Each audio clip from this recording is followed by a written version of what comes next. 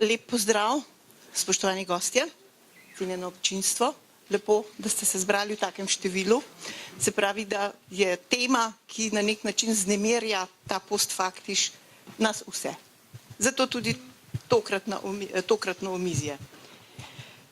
In kot je že razvidno iz napovedi programa Štefanovih dnevov, bomo govorili o pojavu, pred katerim ni imuna niti znanost. Celo več. Polje znanosti je danes tako razvejeno, specializirano, nekateri bi rekli tudi kar alineirano, da pušča toliko več možnosti manipuliranja z javnostjo. Gre namreč za pojav lažnih novic, postfaktiš ali kar je še takih imen. Za lažje razumevanje pojava smo oblikovalci omizja v naslovu uporabili nekakšno premeno ali metatezo. Ne govorimo o virtualni realnosti, kar je vam vsem dobro poznana, ampak o realni virtualnosti. No, seveda pojav ni nov. Je pa dobil večji zagon v zadnjem desetletju z bolj množično uporabo spleta in izkoristku le-tega. Tudi zato ima pojav realne varnosti večje razsežnosti, zahteva več razlage in pojasnjevanj, ki vam jih bojo predstavili današnji gostje. To so profesor Borut Vogelnik, slikar, predavatelj na Akademiji za likovno umetnost in oblikovanje, in pa član skupine Irwin. To je del skupine Neue Slovenische Kunst ali NSK, kot navadno rečemo. Profesor Jože Damjan, ekonomist in predavatelj na Ekonomski fakulteti v Ljubljani, in profesor Jadran Lenarčič, raziskovalec in direktor inštituta Jožef Štefan in pa seveda gostitelj današnjega omizja. Profesor Lenarčič, začniva kar midva. Še prej pa opozorilo, naš četrti vabljeni gost je podlegel gripi. Gripi, virozi, skratka, vrgla ga je v 40 stopinj vročine in tako. No, razumljivo, ne? Profesor Lenarčič, kako vi kot raziskovalec, kot naravoslovec razumete realno virtualnost? Znanost vam ni tuja, tako rekoč jo živite, tuje vam tudi niso lažne novice, ki se tu in tam širijo po medijih. Ja, zdaj morda najprej, če pojasnim, izraz realna virtualnost prihaja iz točno tega, kar ste omenili, da obstaja nek virtualni svet, v katerem poročajo mediji, oziroma niti ne, v medije smatram zdaj širše, tudi Facebook in skratka ti socialni mediji, ker se pojavljajo neke napol resnice, neresnice in drugi dan postanejo resnice. In skratka ta virtualni svet, ki ni resničen, začne in ima močan vpliv na realni svet. Zato smo rekli realna virtualnost. Virtualnost, ki vpliva na realni svet. Zdaj, z vidika znanosti vidim tukaj dve problematični plati tega. Na eni strani gre za to, da je znanost neka dejavnost, kjer je bistvo dvom. Sprav, vsaka trditev, za katero imamo znanstveniki, če hočete, tone in tone dokazov, je za znanstvenika še zmeri dvomljiva, še zmeri v njo dvomiš. Pri recimo politiki je ravno obratno. Tam politiki vztrajajo za neko trditvijo brez vsakršnega dokaza. Ta pojav, ta razlika med znanstvenikom in politikom seveda vnaprej postavlja znanost v podrejen položaj v družbi, postfaktični družbi, zaradi tega, ker je narava seveda politika točno takšna, da nekaj rečeš in potem je seveda važno, da ti ljudje to priznajo. Celo rečeš vnaprej nekaj, kar veš, da bo sprejeto, dobro, v svoje dobro, medtem ko pri znanosti pač je zelo težko. V znanosti pač hočeš imeti tone in tone dokazov in ni nujno, da boš s tem uspel. Tako da se pravi, to področje postavlja znanost v družbi v podrejen položaj, to je en aspekt. Drugi aspekt, ki pa me morda tudi osebno še bolj vznemirja, je pa to, da seveda se tudi v znanstvenih krogih se pojavlja ta zadeva, zaradi tega, ker se nekateri pač radi slikajo, ne, in potem to na ta način izkoriščajo seveda svojo pozicijo v družbi ali pa v svoji javnosti, manjši ali širši, in to me pravzaprav še bolj skrbi, ne, ker naše poslanstvo je drugačno, ne, kot da se s pomočjo raznih trikov, ne, potem uveljavljamo v javnosti oziroma, kot pravim, v svojih krogih. Ne. Omenili ste dvom, profesor. Rekla bi, da je dvom sodi v intelektualno kategorijo, torej občinstvo. Dvomite kot raziskovalci, da boste prišli v kohorto intelektualcev.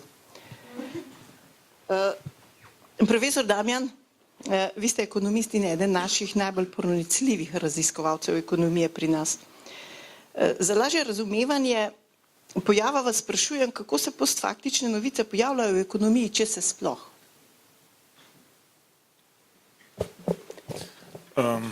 Ali je ekonomija že tako kritična do svojega početja, da je imuna na take stvari? Ja, mislim, da mogoče mora iti malce nazaj. Jaz bi tudi malce, se strinjam z vsem, kar je povedal kolega Jadran, ampak malce bi relativiziral to znanost. Ne. Znanost ni objektivna, ne. Sama po sebi ni objektivna.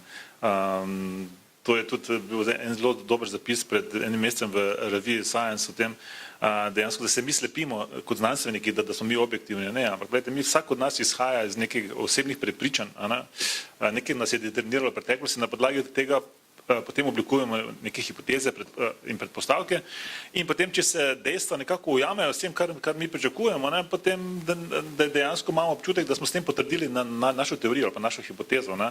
Dobena teorija ni objektivna, doben od nas ni objektiven in pač nekako se potem skozi proces, lahko je to stoletje, tako naprej počasi oblikuje tiste stvari, ki bi naj bi bile objektivne, ker se krešejo, ne, različna mnenja, različne teorije, se pravi dokazi, protidokazi in tako naprej.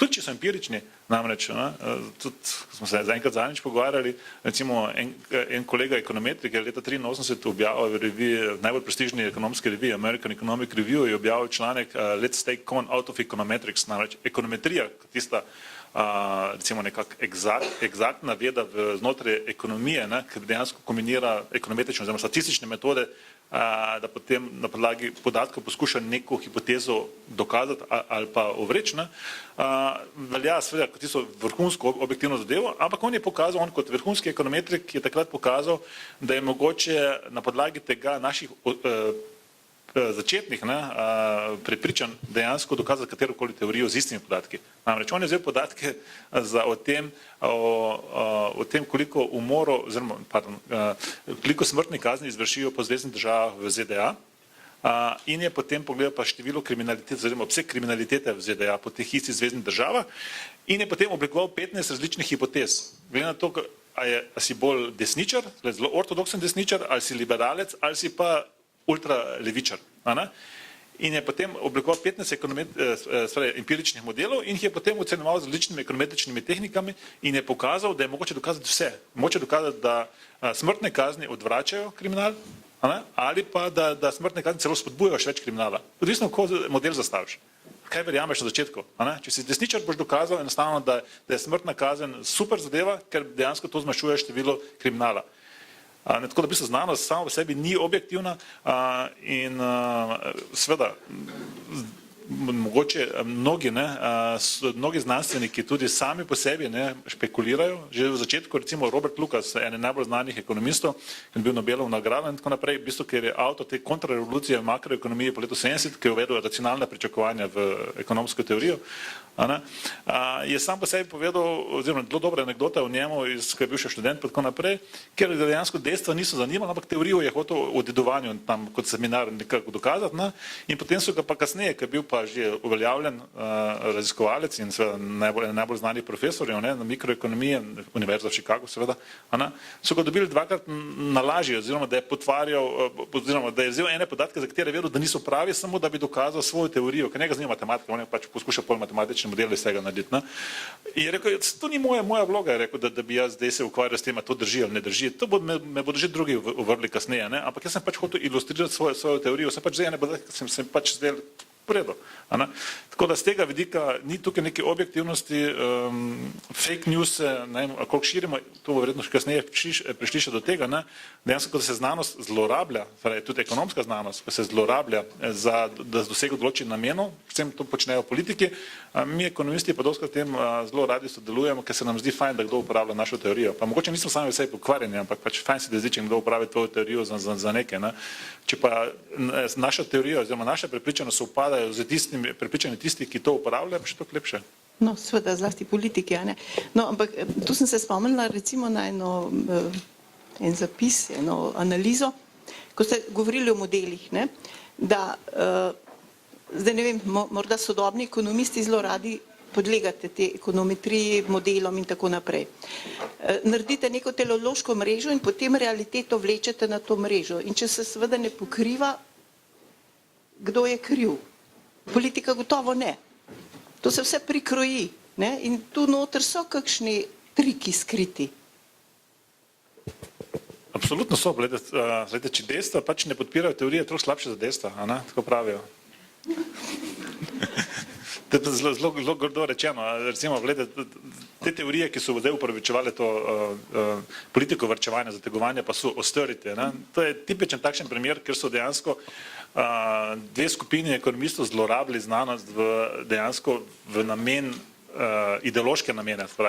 Recimo, ena skupina je bila okrog teh Bocconi Boysov, to so fantje, to so zdaj zelo ugledni profesori na Harvardu in tako naprej v Chicago, ki so pa dejansko svojo diplomo naredili v Bocconiju v Milano in so kasneje šli v Ameriko, 15 jih je, in se tako kot Chicago Boys imate tudi Bocconi Boys.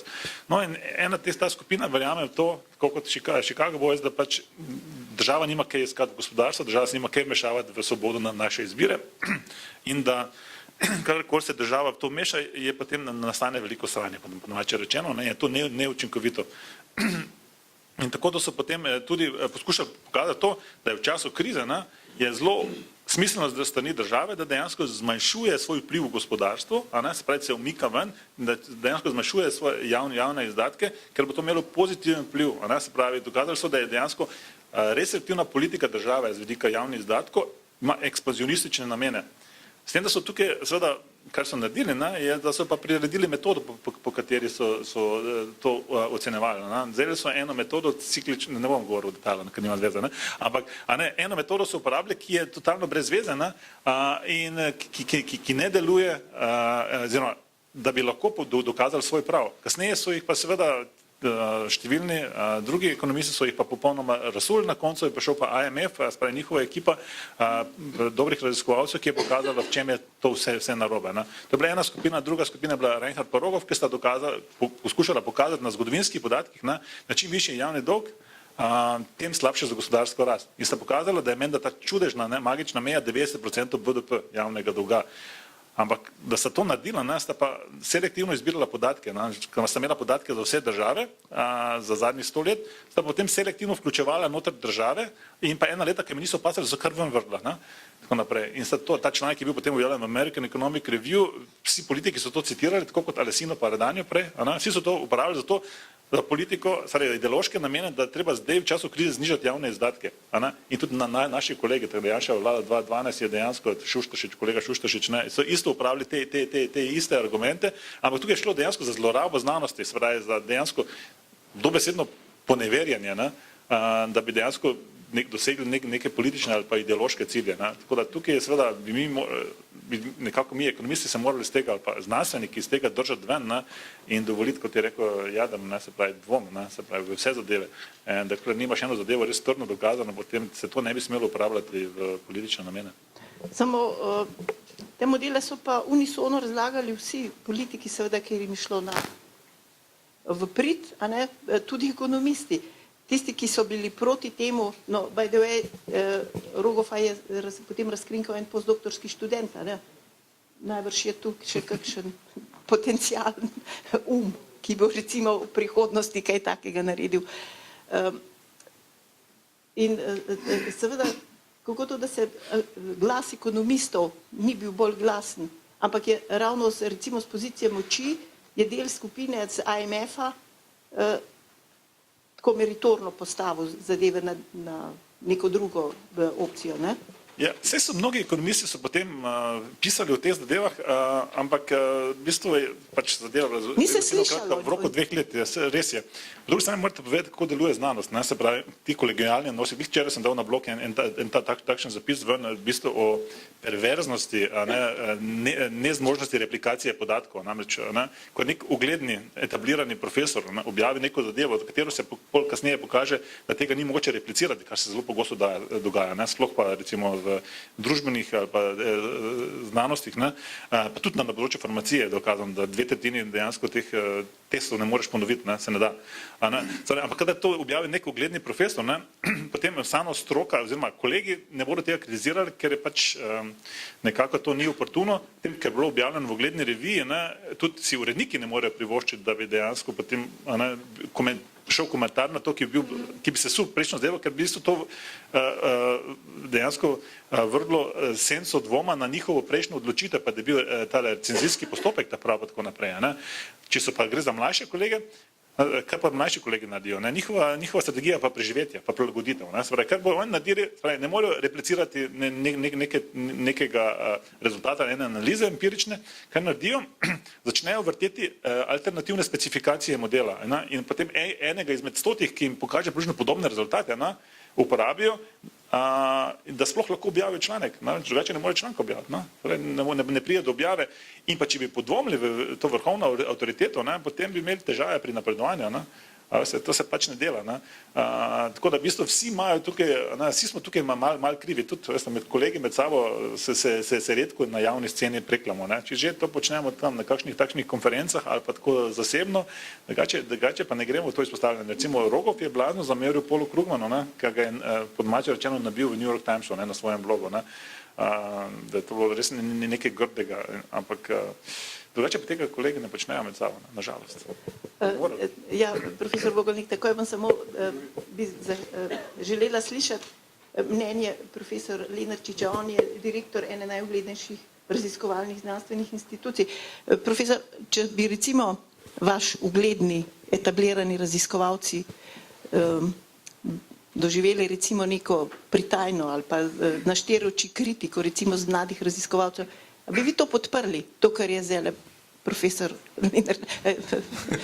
govoril, Damjan govoril? Jaz mislim, da vseeno na področju naravoslovja in tehnike je malček drugače. Tu so rezultati morda bolj mrljivi, ni toliko umetniškega pristopa k znanosti. Je pa seveda vpliv to, kar si rekel, da si želiš nek rezultat in seveda prikrojiš svojo teorijo na ta rezultat. Seveda jasno, ko prehajaš iz področja znanega v področje neznanega, imaš polje, na katerem lahko te stvari počneš. Ampak jaz bi vseeno malček prepustil besedo še umetniški strani tega, tako da se ne bi Samo ker se navezuje na to, ker je profesor Damjan govoril, smo želeli slišati vaše mnenje. Ja.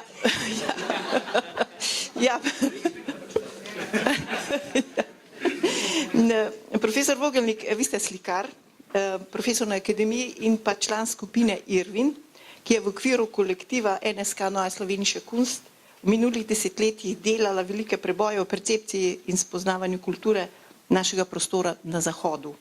Ste se vi kdaj posluževali recimo trikov, da ste prepričevali umetniški prostor Zahoda?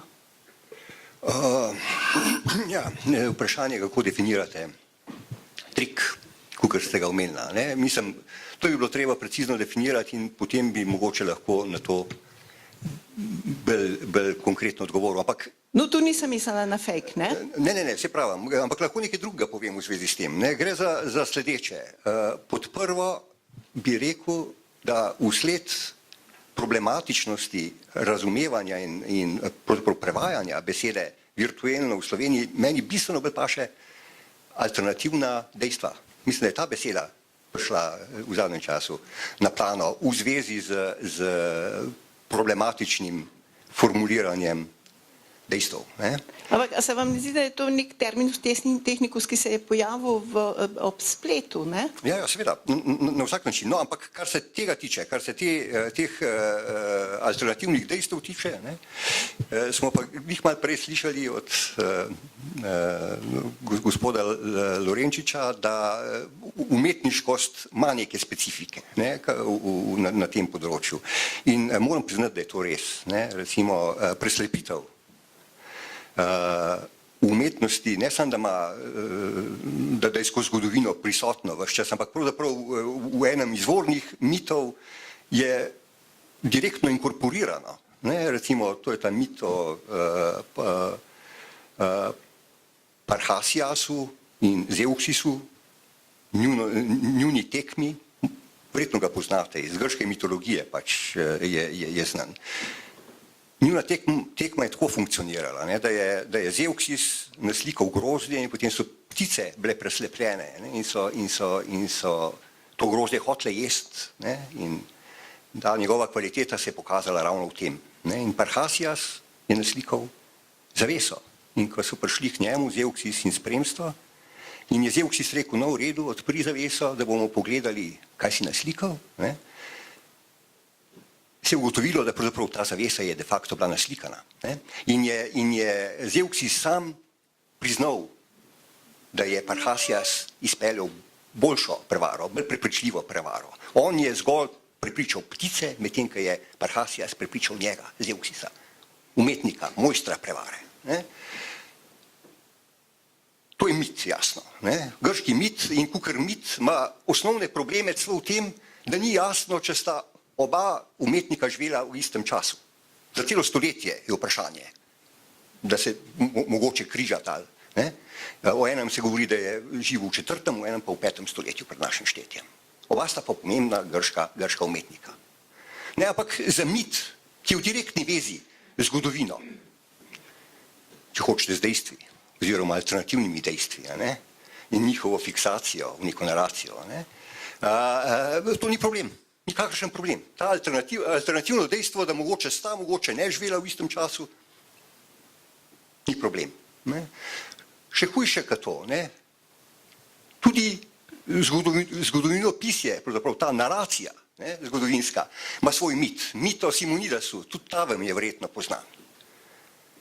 In tudi ta se veže na pravzaprav mejo med literaturo, v tem primeru poezijo, in fakti in zgodovinskim opisom faktov, po kateri je hodil Simonidas v svojem obravnavanju preteklosti, spomina. Umetnost je to pravzaprav konstitutivno in ni samo grška mitologija, ki nam govori o tem, ampak skozi celo zgodovino boste tega najdli, kar hočete, vse do danes, čeprav se metode, kako se te prevare v narekovaju, kako se te te fejki uporabljajo. Imate prav, ne, v tem smislu jih je polna cela zgodovina umetnosti, vse do danes. Ne, kako se to seli celo na neke širše nivoje, recimo, kot umetnost v vprašanju. Ne, tako da v tem smislu na vsak način. Ja, ampak je pa zanimivo, ne, kako je vaša skupina NSK, ne, Neue Slovenische Kunst, delala nek preboj. Preboj in seveda bom rekla, ne vem, morda neko nestrinjanje, zelo pronicljiv odpor proti seveda takratnim turbulentnim časom. Ne. Zanimivo je, da tisti, ki ste brali Platonovo državo, se spomnite najbrž, da je Platon hotel, recimo, kar ima kultura, recimo nekaj, on je hotel kulturo izriniti iz države, ker je rekel, da je pač že sama država kultura. Ne? Ima kulturno funkcijo oziroma kultura. Ne? Zdaj seveda nobene asociacije z današnjimi razmerami, ampak vseeno, ne? Mislim, vam je uspelo, ne? Tako ali drugače, da ste naredili neke res fantastične preboje, da ste na nek način niste sprejemali nekritično recimo tega zahodnega umetniškega pojmovanja, ne, kritike in pa preveličevanja vzhodnih praks. Zdaj, hvala za vaše mnenje, seveda. Jaz mislim, da so nam določene stvari uspele, določene pač ne in upam, da so pred nami še določene poteze, ne? Da stvar ni za jo obravnavati zgolj v pretekliku. Ampak res pa je, da, in te bom prišel do nekega, v narekovajih, fake ali pa do neke alternativne resnice ali pa pravzaprav resne diskusije ali pa celo boja za alternativno resnico, če hočete, ne? Pa alternativen fakt ali dejstvo. Ne?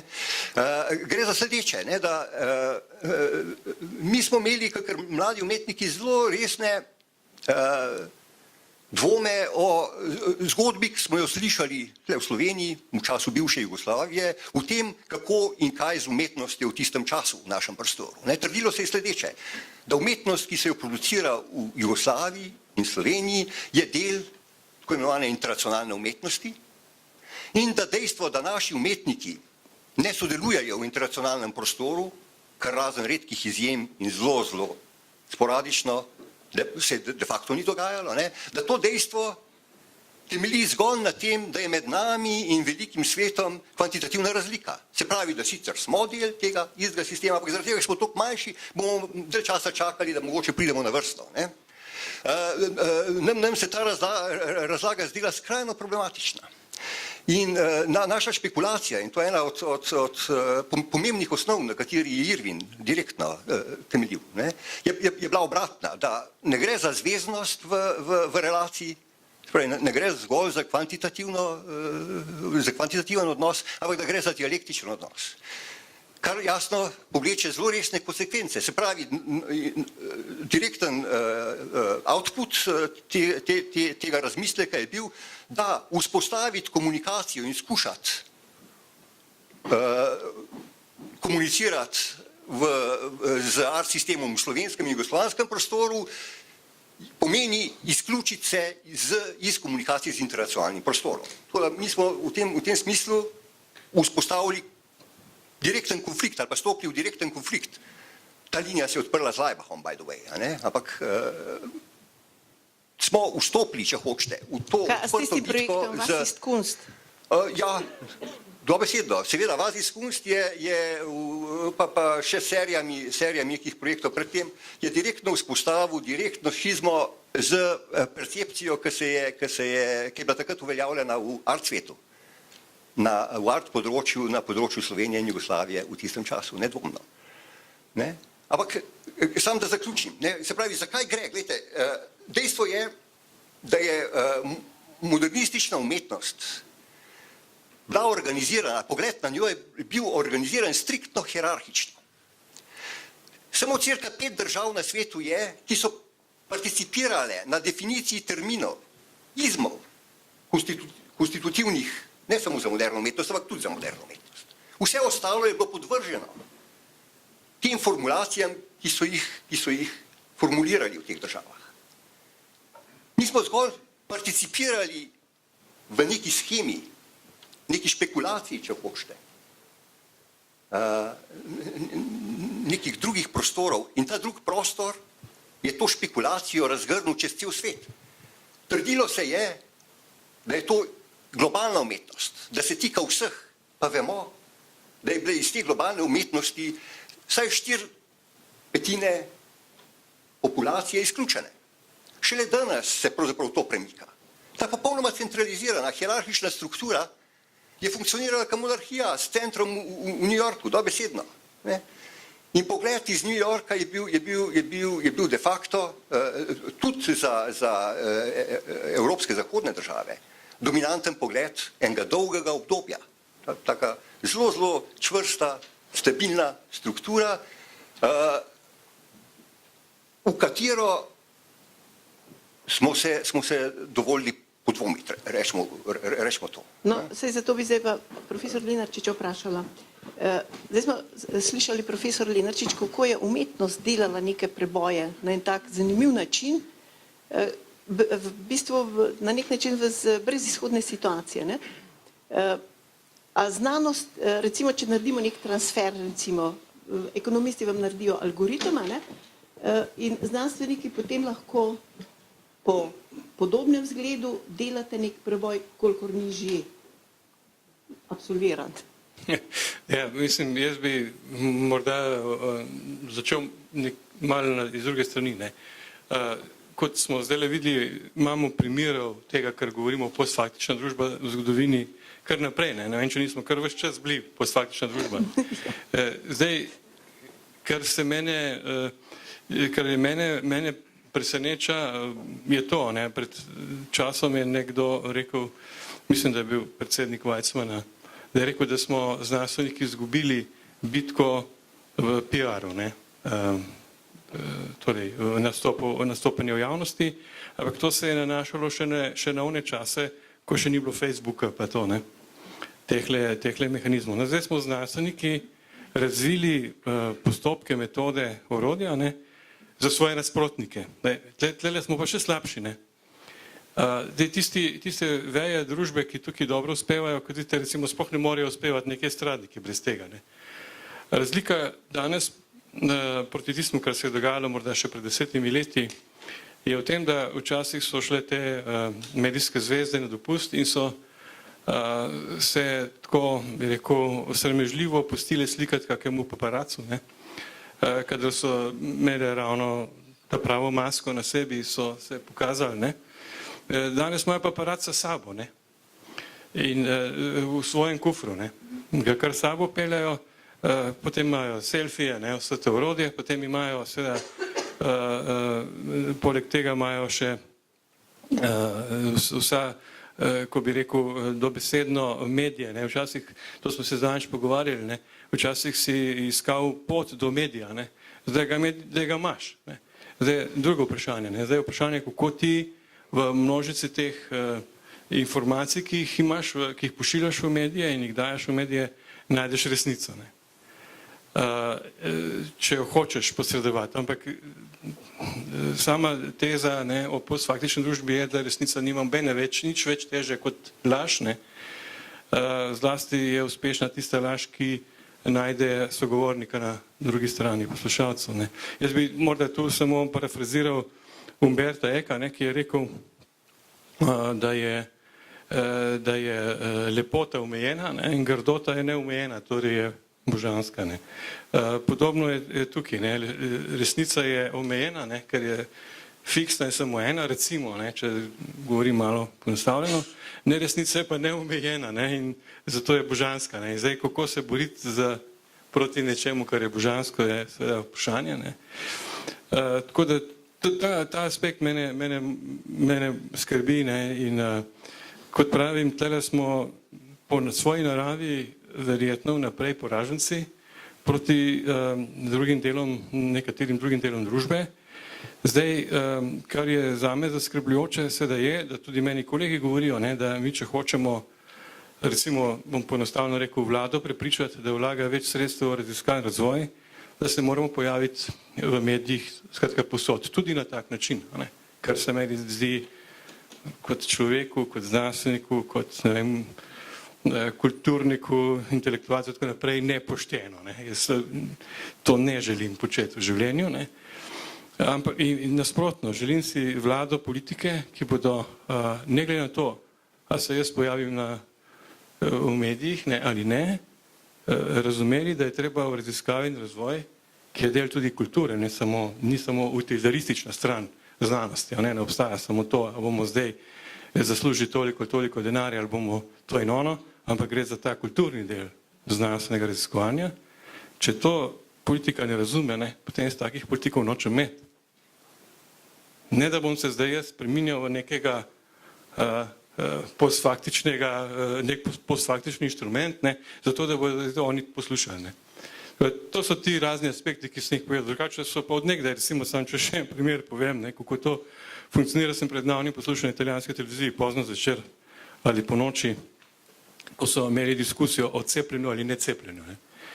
In tam je bil en veliki znanstvenik italijanski iz Sapience iz Rima, ki je razlagal argumente Oxforda, Harvarda in tako naprej, da tega vpliva recimo ni, iz teh, da niso najdli v stotinah in tisočinah eksperimentov nobenega vpliva cepljenja na epilepsijo. Ne. To šlo je nekaj za otroke. Ne.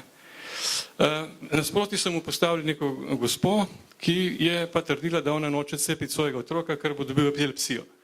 Potem pa novinar vprašal, ja, zakaj pa, odkot pa imate vi informacijo? Ja, soseda je rekla. In zanimivo je, da je novinar dal njej prednost, ne, da je ona tista, ki govori resnico, in gospod, ne, ki je navajal množine dokazov, da to ni res, ne, je bil v podrejeni poziciji in to svetovno znani italijanski znanstvenik. Ne.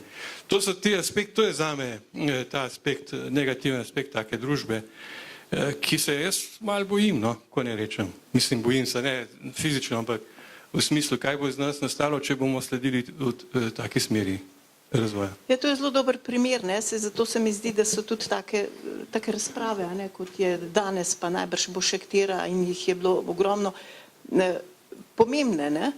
Da znanstveniki morate slediti, kako rečejo, absolutni resnici, a ne?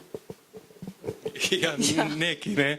Mislim, se je resnica, se pravi, ko vstopaš v prostor, neznan prostor, ne, potem je resnic in teorij tega veliko, ne, sej fiziki, ki se ukvarjajo z delčki in teoretični fiziki vejo, da postaviš teorijo, potem iščeš dokaze, ne, za to teorijo, to se tudi ti govoril, ne, ampak to je normalno vstopanje v prostor, potem se ustvarjajo neke, tudi znanost je tudi dogmatična večkrat in, ali pa največkrat, ne, dogme niso nujno resnice, ne, oziroma vemo, da niso in če želi znanost obstajati, potem mora dvomiti v svoje lastne dogme, ne.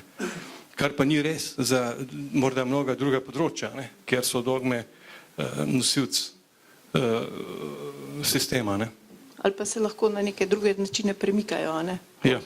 Premici, recimo, ne? Ja. Profesor Damjan, profesor Lenarčič je omenil vprašanje prepričevanja politike, recimo glede znanosti. Tu ste vi prej omenili, mislim, da leto 11 ali 12, ta zelo glasen ZUJF, ki je pobral toliko in toliko denarja znanosti, zaradi katerega še marsikateri mladi raziskovalec je danes na škodi. In profesor... Kako? Ga sploh ni tu. Ga sploh ni tu. No, a ja, ga sploh ni tu, ja, ker ni prišel niti v izbor, recimo, ne. A obstaja recimo nek naboj pri ekonomistih, ki, tako kot smo rekli, da so takrat nekateri ekonomisti ali pa večina njih unisono hvalili tako imenovani ZUJF in ta austerity, a ne, da bi pa recimo dokaj surovo povedali politikom, da pač tako kot je šlo koliko, profesor, zadnjih, za več kot tretjino in zadnjih koliko, 6 let, 7. Od leta 2012 je bil prvi padec. No, to se pravi 5 let, ne gre več naprej. S vsem vašim inštrumentarijem, znanstvenimi algoritmi in tako naprej. Če bi recimo to kaj potem pomagalo. Pogledajte, kontraargumenti imajo dejansko zelo počasi delujejo, imajo zelo velik leg in tako naprej. Težko je umiliti moment, ko se enka zadeva razvija. Ta momentum je zelo težko zaustaviti. Recimo, ko je Janševa vlada takrat 2012 začela z to politiko, smo sicer, jaz osebno začel proti temu pisati, da je to v bistvu z logičnega vidika, v času krize, zmanjšati javne izdatke, to po definiciji bruto domačega proizvoda vpliva na to, da bo BDP padel, da bo to ubilo BDP, da bomo zaradi tega padli v recesijo. To je to, kar učimo študente v drugem letniku makroekonomije, v drugem letniku ekonomije pri makroekonomiji, to so osnovne zadeve, ker v bistvu vsi vemo, če pogledaš že recimo samo formula, kako se BDP izračunava, to iz tega sledi, če zmanjšaš javne izdatke in če teh javnih izdatkov ne spodbudiš recimo z zasebnimi investicijami ali pa zasebno potrošnjo, bo BDP padel po definiciji ali pa z izvozom. In to se je tudi zgodilo, ampak tega momentuma, ko se politika za to odloči, ti ne moreš zaustaviti s takimi kontraargumenti, ker so se pač oni to odločili in tudi ne poslušajo tega. A veste, nekdo se je odločil, da bo nekaj naredil, ne glede na dejstva. kot Trumpa, vse ga ne morete zaustaviti. On bo svoje govoril naprej in kot Trump zdaj uporablja, on je dejansko zdaj ustvaril dvom v statistiko. Ne? Pravi, da ameriška vlada namerno fejka, namerno ponareja statistike od trgu dela. Da stopnja brezposelnosti ni 4%, ampak je 12%. In da tukaj vlada, se pravi vladni urad za statistiko, BLS, da tukaj ponareja in tretjina ali pa 50% mu verjame, da je to res. Pač vlada nekaj mora imeti s tem. Zdaj pa vi to probajte zaustaviti z nekimi argumenti pa pokazati, da to ni res. To se sicer pokaže na srednji rok, da je nekdo manipuliral, lagal, prirejal in tako naprej, ampak na kratek rok tega momentuma ne moreš zaustaviti, ker je v bistvu ima prednost. Ja, na kratki rok, na dolgi rok pa pravijo, da smo tako in tako vsi mrtvi, a ne?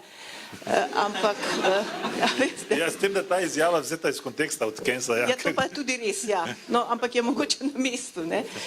Samo, veste, tudi vaše študije, ne? Vašo znanstveno delo, čeprav mimo grede, a ne, se tudi nekateri prepirajo, a je ekonomija znanost ali ni, ne? Ampak to ni predmet današnje razprave. Tudi ne delate vi samo za predale in pa za ne vem kovis točke, a ne? Ampak najbrž tudi zato, da bi na nek način realiteto spreminjali. In če vam, ne vem, politika prisluhne takrat, ko nje to ugaja ali pa gre na njen mlin, ne, najbrž bi mogli zelo zvišati glas, da bi tudi takrat, ko niso ravno ugodne ocene. Seveda, zdaj vi tukaj štartate v bistvu izpod mene, da so politiki neutralni, se pravi, da so nepopisan list papirja, da so objektivni, da so pošteni celo, da so etični, kar je pa mislim zelo huda predpostavka, zelo močna predpostavka. Politiki, da postaneš politik, mora nekaj gnati, da priješ tja. In da priješ do tja, moraš kar nekaj ljudi pohoditi pred sabo in pustiti, da je veliko trupel za sabo. In oni, da so sploh hoteli postati politiki, so dejansko morali upravljati zelo grde metode, da so tja prišli. To je ena stvar. Druga stvar je pa, da vsak od nas je popisan list, vsak od nas štarta z določenim pedigrejem, je predeterminiran ali z svoj geni, z okoljem, starši, vzgojo in tako naprej. In vsak ima neko ideologijo v sebi. In zdaj, ko pride na oblast ena politična opcija, je jasno determinirana. Se pravi, ve se, kaj bodo počeli konzervativci, ve se, kaj bodo počeli socialisti, ve se, kaj bodo počeli recimo sredinska, čeprav pri nas je to bolj težko, ker nimajo izraženih stališč, nimajo vrednostnega sistema. Ampak, ko pride na oblast neka politična opcija, si izbere teorije, si izbere ljudi, ki gredo v kontekst. Pravi, izbere si dejstva, ali pa empirične študije, ki kao potrjujejo to, kar oni govorijo. In zdaj se lahko ostalih 75% znanstvenikov ali pa na istem področju, recimo ekonomistov, krega z njime in dokazuje, da to ni res. Ampak oni so se odločili, da bodo posluhnili enemu delu znanosti, ki pač jim gre v prid. Ostale pa zanemariš, to je pač bistvo politike. Pa tudi vredno, tudi menedžer dela podobno. Par raziskav je bilo narejenih, ko se menedžeri odločajo. Menedžer ima že naprej ve, ker pač ima, temu pravijo gut feeling, se pravi, on čuti, da je neka zadeva, da je neka odločitev ta prava, ampak da bi se zavaroval pred nadzornim svetom pa pred lastniki, gre pa da naroči analizo. In pa naroči drago plača eno od teh Big Four podjetij, da mu dejansko to naredi prezentacijo, ki jo lahko potem pokaže nadzornemu svetu, ki točno potrjuje to, da je njegova odločitev točno v pravem trenutku in tako naprej. Tako pač potekajo zadeve, manipulacije pač potekajo na ta način, da pač in tega ne moreš zaustaviti. In lahko pokažeš 10 različnih stališč tukaj, pa ne bodo zalegle. Je pa dobro, da govorimo o njih, a ne? Seveda, zato pa se jaz tudi trudim na mojem blogu, čeprav nekateri nimajo radi, da pač pišemo te zadeve, ker so tudi pljuvam svojo lastno skledo, ampak pač treba stvari poimenovati takšne kot so. Ni tukaj absolutna, oziroma je absolutna resnica, samo mi ne vemo, katera je. Mi vsi nekaj iščemo približke pa teorije o tem, kdo od nas ve, kaj je v resnici res. Moramo pa se vse spraševati o tem, kakšne metode uporabljamo, da pridemo do spoznanja te resnice. Tukaj bi morali pa malo bolj etične metode uporabljati. To je takšne moje stališče. No, vse zato smo rekli, da ste najbolj pronicljiv ekonomist naš, ne? Tako. Profesor Vogelnik, skupina NSK se je v bistvu lotila in se še loteva tega preboja na zelo zvijačen način, če tako lahko rečemo. Poglejte, naredili ste potni list NSK, Neue Slowenische Kunst, pač pristaše ali pa recimo te, ki ga naj bi uporabljali, se je širilo po spletu. En Grk vam je napravil spletno stran nsk.state.com, mislim da. Zdaj ima že, mislim da, čez 14.000 članov ali državljanov, ne članov, državljanov. Je pa zanimivo, da so, kljub temu, da ste vi povedali, da to ni ozemeljska, pač nima ozemlja, ne, da je to fiktivna država. So iz Afrike, mislim, da posebno z Nigerije prihajale prošnje za izdajo tega vašega potnega lista. A je zdaj to, ne rečem fake, mislim, to je zelo zvijačen način, recimo, promoviranja. Mislim, stvar je sledeča, ne, da nikjer nismo trdili, da ta država ima ozemlje, ampak ravno obratno, da ga nima. Povsod trdimo, da je to država v času.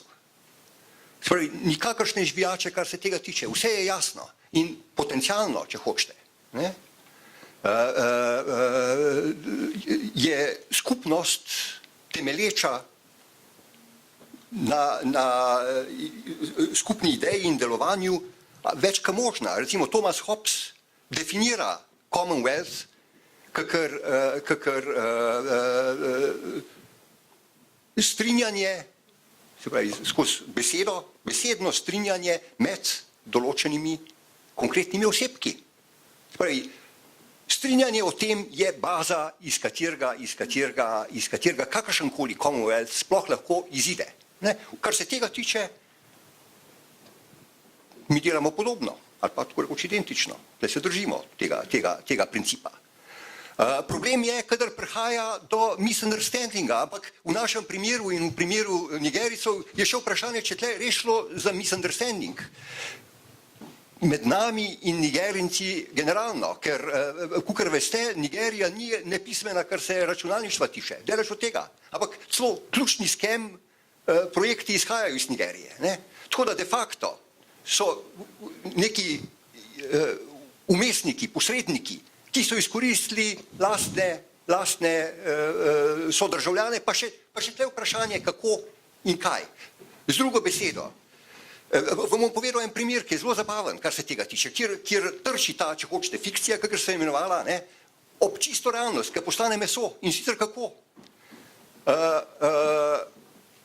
Mi smo potem jasno prišli v kontakt najprej z skupino Nigerijcev iz Londona in to je skupina, ki jih pošljajo, familije pošiljajo svoje sinove, hčere v London, vezani so na Anglijo, kolonialno jasno, ne, da študirajo in da so neke vrste zavarovanje za pokojnino za njih. Ne. Se pravi, tam imate kar močno skupino Nigerijcev in najprej smo prišli v kontakt z njimi najlažje, ne, in kasneje šele smo šli v Lagos. Ne. In v čem je bil hec? Tle imate popolnoma jasno je bilo, zakaj se gre. Ampak niti z besedico niso podvomili v to, da hočejo ta pasport imeti. Ergo ta pasport je opravljal neke druge funkcije, poleg, če hočete, poleg nekega odnosa do umetnosti, ne, v tem primeru. In najboljšo razlago, zakaj se je pravzaprav šlo, je dala ena, čeprav je zelo, obstaja dokumentarc o tem, in sicer dobro narejen, en danski antropolog, filmski antropolog je moram reči, zelo dober posnel dogajanje v Londonu. Ne. Situacija je sledeča, no, ena antropologinja, Američanka, tisti trenutek v Londonu, ki je delovala na področju raziskave Nigerijcev tam. Prvič je povedala, da te Nigerijci so zanjo nevidni, ne, jih je zanimal športni list. Drugič je pokazala, recimo, pa blazno dobra informacija je bila, ki je pokazala $100 bankovc, ga je vzela iz žepa in je bilo očitno, da je fake. Ne? Ponaredek je bil, kakor smo danes ugotovili. Ampak problem je percepcija, kaj ponaredek v določenem kontekstu je. Mi tle stojimo na stališču, da je relacija digitalna. Je ali pa ni ponaredek. Ne? Če je ponaredek, je zanač, če ni ponaredek, je dobro. V Nigeriji ni tako. Ta 100-dolarski bankovec v tistem trenutku, to je bilo leta 8-7, ker so imeli hude notranje probleme, ne, je na tržišču v Nigeriji imel določeno vrednost, glede na to, koliko dober je bil. Zdaj pa zamislite si, o čem mi tle govorimo. Govorimo o svetu, ki funkcionira analogno, kar se tega vprašanja tiče. Kompletno spremeni sliko in funkcionalnost določenih stvari. Se strinjate? Ne? Se pravi, v toliko ne bi tako nalahko kakšne stvari kako bi rekel, posploševal, no, da temu rečem. Ne. Je pa treba pri tem še nekaj drugega poudariti, da ne bo pomote. Ne. Sama zgodovina umetniških držav je zelo dolga. Nimate prvo državo, kar sem jaz zasledil, ponujeno že v času druge polovice 19. stoletja, v času konštitucije modernizma. No, ne. In sicer od pesnika, sem pozabil njegovo ime, v Franciji, ki je ponudil svojim pač umetniškim kolegom tisti čas v Parizu. Ne? In ponudil je kaj? Ponudil je, da organizirajo neodvisno umetniško državo. Imate celo serijo tudi tega. Nedvomno pa to govori v tistem trenutku, saj je o avtonomnosti pozicije, izjemno pomembni avtonomnosti, konstitutivni, po mnenju marsikjerih teoretikov, za vzpostavitev modernizma samega, same. Pozicijo, ki je negirala obstoječo kulturno situacijo v Parizu tistega trenutka. Svoje ni pristala na merila in kriterije družbe, buržoazne družbe tistega časa v Parizu. Ampak je to absolutno zanikala. Se pravi, šlo je za čisto inverzijo. Ne? Za popolno ločitev od sistema vrednot, ki so tisti trenutek v Franciji veljali. In tle mogoče, recimo, umetnost da nek model za vaše dvome o tem, kako. Za znanost, ne? Jaz mislim, da ohrani to dostojanstveno pozicijo, čvrsto pozicijo nekoga, ki je v tem kaosu, ki ohranja etično pozicijo in ki se zaveda svojega pedigreja, ni tako slaba odločitev, by the way. Ja. Jaz mislim, da vsem tem drobljenju in kaosu, ki smo mu priča, da to ne more trajati prav v nedogled, pa če bo trajalo, bomo imeli pol popolno. Ne? Da vprašanje je ravno obratno, vprašanje je konstitucije serverjev zdaj. Ne? In mislim, da je treba ohranjati to čvrsto pozicijo, ki itak imate. Zato, da tako rekoč prisilite ostale, da boste ohranili pozicijo enega od relevantnih točk izgovorjave. Ne? So popolnoma nevidni v zadnji inštanci, ker posamezen glas. Funkcionirajo zgolj kakofonija množice. Ne?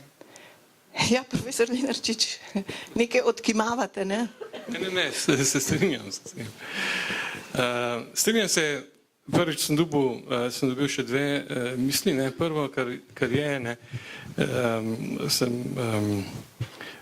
lažje je tudi to, da ne poveš vsega. Ne? Če bi po naše govoril znanstveno, ne? Če imaš vektor, ki ima 10 komponent in govoriš samo o 9 komponentah, si se zlagal, kakšen je ta vektor. Ne? Poenostavljeno rečeno, če je 9 komponent nič, ne? In je 1 100, ti govoriš pa samo o tistih prvih 9 in trdiš, da je vektor za to nič dolžine, ne? Si se orang zlagal. Ne? To je kobis, ne? Če še niste razumeli tega. Ne? Drugo je pa to, sem hotel vprašati, ne? Kaj pa če bi, koliko pa ste mislili v tej državi za znanost dajati?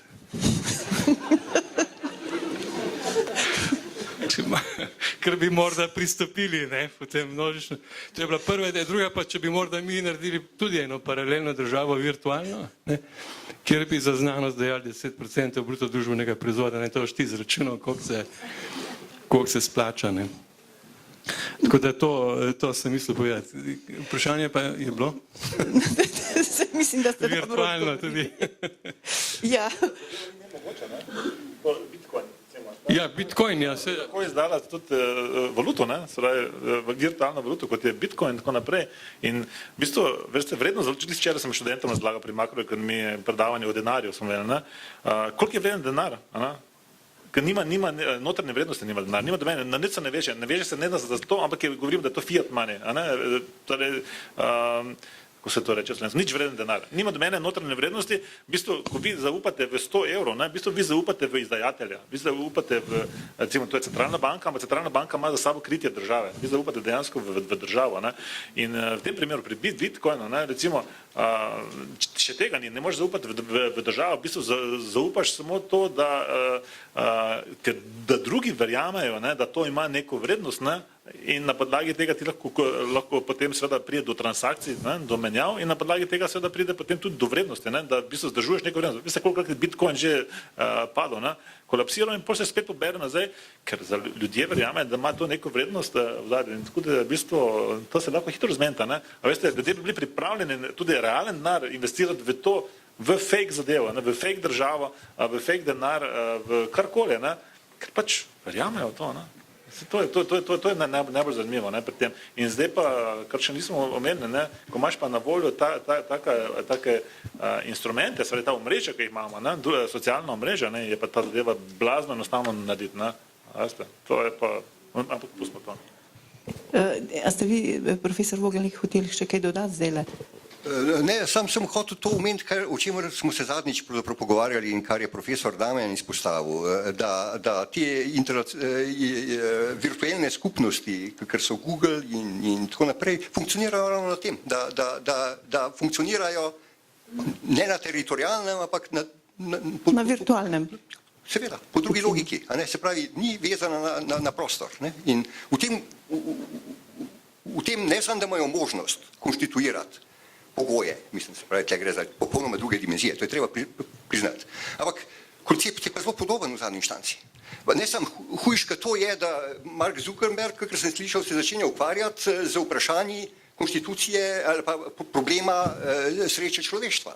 Kakor vem, je manifest napisal, ne, kjer se vtika pravzaprav v teritorij, ki ga meni ne bi pričakoval z stališča podjetja, ki ga je vzpostavil, recimo. Ne, zelo zabavno in hkrati, moram priznati, konsekventno. No, sej v tej sreči smo mi tako rekoč vsi kontaminirani, a ne, po zadnji raziskavi tudi vsi Slovenci, ampak samo še zaključno besedo. Profesor Lenarčič, to, kar je profesor Vogelnik in profesor Damjan omenila, sta spletne portale, spletna omrežja, ne.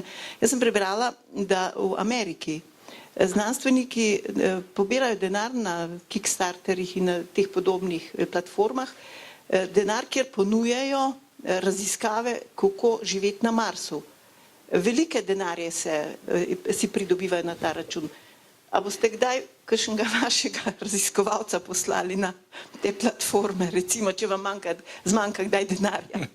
Ne vem, torej jaz še zmeraj bi rekel, da se bomo vsaj naj še tudi držali tega, bi rekel, nekega spoštljivega odnosa do našega poslanstva, ne, da se ne bomo šli takih igric, ne.